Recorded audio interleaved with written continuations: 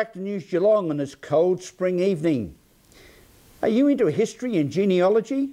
Then Unlock the Past's Victorian Expo at Geelong was a major heritage event that featured some 70 exhibitors covering subjects ranging from photo restoration to how to preserve your precious heirlooms, as Ian Nichols reports. This is the arena in Geelong. It's the venue for Unlocking the Past. People interested in history, genealogy, our heritage, they're all clamouring here this weekend for what is truly a unique event for Geelong.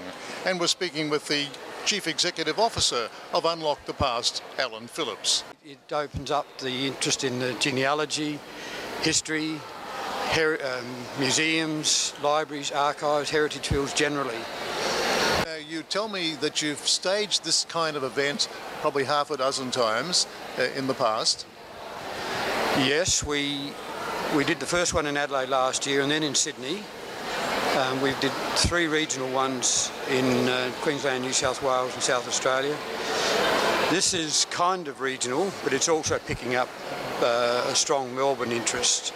So, and we're running very much as a statewide event. We've got people coming from 4 states exhibiting, 4 states with major speakers, and widely across Victoria.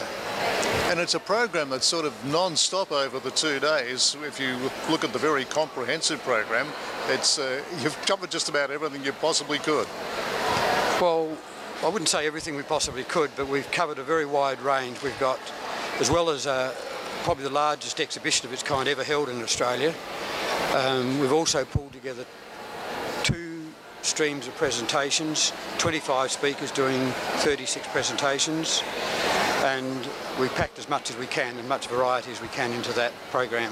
We were always convinced that a great show could be held in Geelong and people would support it, but I've got to say we are totally blown away by the amount of support we've got from all over Victoria with people here.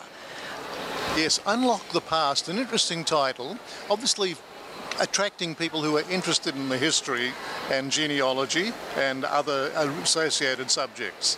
Look, that's correct, and it's the very first expo or seminar that I've attended that has totally combined the family history, the local history and the heritage aspect of it. Before they were always kept separate. They were, you know, there's historical societies and family history groups and never the twain shall meet. And this is just totally combining all those aspects, which is what it should be.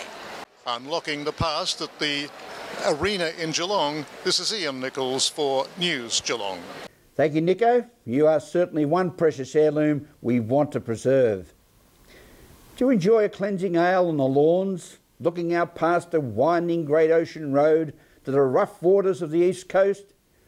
As you fritter away the hours of summer or a sunny spring afternoon at the newly reopened Airies Inlet Hotel, Debbie Meany reports. Airies Inlet Hotel is about to reopen as a family venue with music and great food. I spoke with Tim Wood, one of 10 property owners in the area, who's bringing it back to life. And after a 1982 Ash Wednesday fire, it's coming to great life again.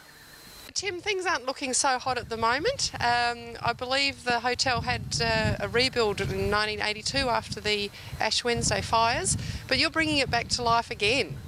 Well, we hope so, yeah. It's looking a bit sorry and sad at the moment, certainly having been gutted. There's not much here, but hopefully we turn it around and turn it into something really great. And there's a group of you behind it. Can you tell me a little bit about the group and why you decided to go ahead with this? It's a really diverse group of people from a lot of different backgrounds, but the common denominator is that everybody thinks that the pub was an important thing for the town to have.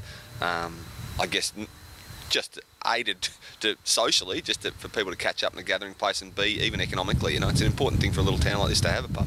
We want the pub, I think, really would like good food, we'd like it to be friendly and to embrace all sorts of people and be more one of these sort of more modern pubs that children and families and women can enter, rather than being just a barfly sort of a place, for sure.